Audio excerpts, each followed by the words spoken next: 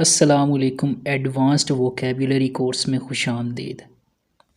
हमारे आज के 5 अल्फाज हैं इविक्ट, एम्पावरिश, वायल, डेबाकल और आखिरी लफ्ज़ होगा कोलिशन।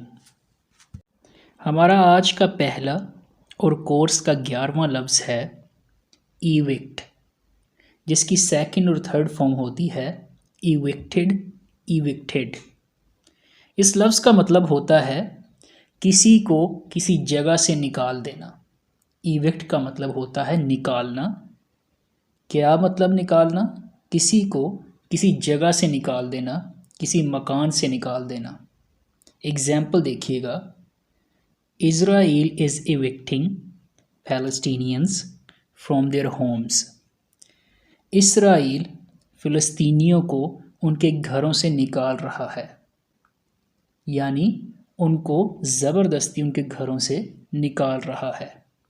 इविक्ट का मतलब होता है किसी को किसी इलाके से या किसी मकान वगैरह से निकाल बाहर करना। दूसरा लफ्ज़ है एम्पावरिश। एम्पावरिश इसका मतलब होता है गरीब कर देना या कमज़ोर कर देना।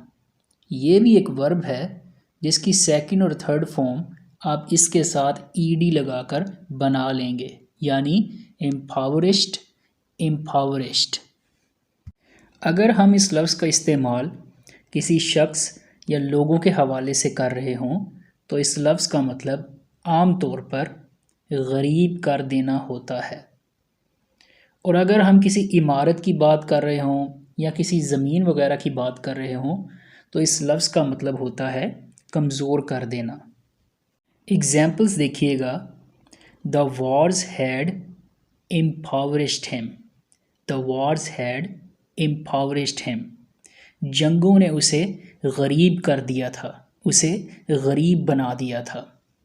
लेकिन अगर हम किसी ज़मीन के हवाले से बात करें या मिट्टी के हवाले से बात करें कि ये एम्पावरिश्ड लैंड है या ये एम्पावरिश्ड सॉइल है, तो उसका मतलब होगा कि ये ज़मीन या मिट्टी इतनी ज़रख़ेज़ नहीं है, उगाने के लिहाज से इतनी बेहतर नहीं है, कमज़ोर सी ज़मीन है, कमज़ोर सी मिट्टी है, यानी इतनी ज़रख़ेज़ नहीं है, उगाने के लिए इतनी मौजू नहीं है।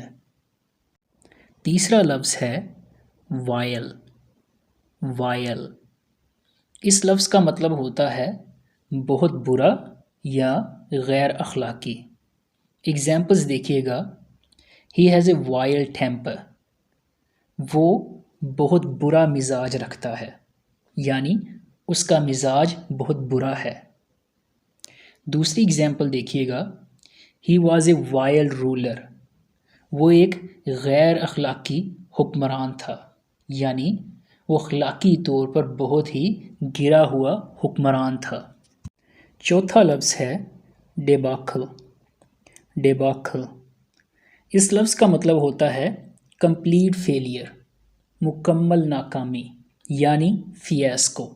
फियास्को हम पिछली वीडियो में कर चुके हैं, उसको भी एक बार देख लीजिएगा। डेबाकल का मतलब भी वही है जो फियास्को का है, यानी कंप्लीट फेलियर। एग्जाम्पल देखिएगा, लोकल इलेक्शंस, मुकामी इंतखाबात, वर ए डिबाकल फॉर हिम। उसके लिए मुकम्मल नाकामी थे, कंप्लीट फेलियर थे। मुकामी इंतखाबात उसके लिए डिबाकल थे, मुकम्मल नाकामी थे, यानी कंप्लीट फेलियर थे, यानी वो मुकामी इंतखाबात में बुरी तरह पिट गया और उसे वोट नहीं मिले। हमारा आज का 5वां और आखिरी लफ्ज़ है कोलिशन। कोलिशन इस लफ्ज़ का मतलब होता है इत्तिहाद। सियासी पार्टी और मुख्तलिफ ग्रुप्स जो किसी मकसद के लिए आपस में इकट्ठे हो जाते हैं, वो जो इत्तिहाद बनता है उस इत्तिहाद को कोलिशन कहते हैं। एग्जाम्पल देखिएगा, a coalition between PTI and MQM. PTI और एमक्यूएम के दरमियान इत्तिहाद। पीटीआई भी एक सियासी जमात है, एमक्यूएम भी एक सियासी जमात है। इन दोनों के दरमियान जो इत्तिहाद कायम होगा, जो कि इस वक्त भी है, उसको हम इंग्लिश में क्या कहेंगे? कोलिशन। इत्तेहाद, ये इत्तेहाद आर्जी इत्तेहाद होता है, किसी मकसद के लिए होता है, जैसा कि इन दोनों पार्टीज़ के दरमियान गवर्नमेंट को चलाने के लिए है। ये थे हमारे आज के अल्फाज। वीडियो पसंद आई हो तो लाइक और शेयर कर दीजिएगा, चैनल को सब्सक्राइब लाजमी कीजिएगा। अगली वीडियोस तक के लिए अल्लाह हाफ़िज़।